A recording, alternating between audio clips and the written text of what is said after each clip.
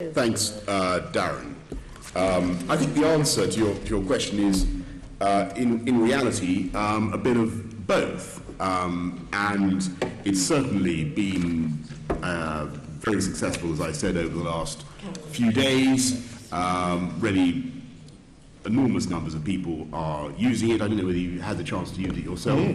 I don't know whether you enjoyed it. You're nodding. A rare outbreak of happiness in the Green Party. I'm often happy. Well, actually, that's perfectly true. You are very often happy. Not with you, though.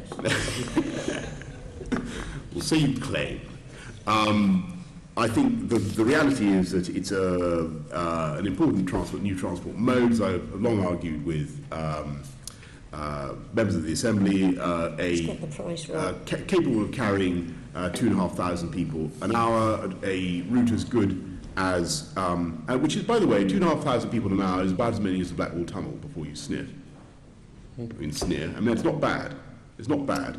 And we've done it. We've built something that's capable of moving as many people as the Blackwall Tunnel per hour with virtually no public expenditure. And I think that is actually, you should toss your sweaty caps in the air. It is an outstanding achievement by TfL. So in transport terms, it is very, very interesting and effective. And as a tourist venue, as something to do, it's fantastic. And I was personally amazed by the view. I think it's Londoners who go up it will be absolutely astounded when you see this huge panorama of East London. You can see all the way through. You can see the Palace of Westminster all the way through, the river winding all the way through to the barrier. It's the most beautiful, beautiful vista. So it will continue, I think, to be a tourist venue as well. You don't need to convince me. I'm pro-cable car. I've been asking you questions about this for the past 4 years. You thought I was talking about a catapult when I first raised the issue, but you hadn't got quite to grips with your brief then. And I was on the cable car last week. I think it is a fantastic ride, a fantastic view, as you say. However, in terms of ticketing, it isn't an integrated part of the public transport network because it's not included in the travel card. It's not included in the Freedom Pass. And whilst you've got the frequent flyer, but it is on Oyster. It is on Oyster, but you have to pay extra for that. And with the frequent flyer, that's £16 for 10 journeys. If you were doing that as a regular commute, that would be £64 a month.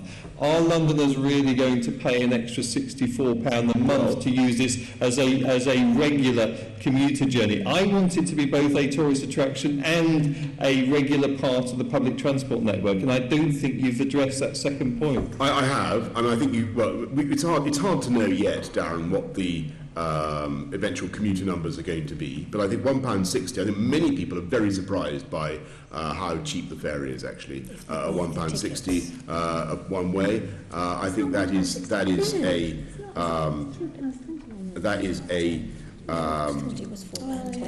that's only with the frequent flyer, the £1.60. It's £3.20 the regular car. You were talking about commuter use, and you'd expect commuters to take advantage of the lowest fare available. And that's the one we've got. I think it's pretty good that we can do it at that level. And I think actually the numbers using it so far suggest to me that the capacity is about right. So the pricing is about right. Clearly, there is still more capacity on the cable car. We'll have to see which way it goes. But this is a long-term investment. As I say, being done very largely with private money, but it's an investment that will drive jobs and growth, not just in Greenwich, where there's a huge development waiting to begin, in that whole area south of the O2, but also in the docks, where you've got one of the biggest opportunity areas in Western Europe. And the cable car is a part. I know what John is going to say he's going to heckle me to say, we should build bridges as well. Of course, and we should look at other river crossings, but the cable car was the fastest way of doing a surface crossing east of Tower Bridge. TfL have done it in spectacularly short time. I really think that Michelle Dix, her whole team, everybody involved in that effort deserves the congratulations of this Assembly. Everybody from Peter Hendy down deserves congratulations for delivering that project so fast and so well.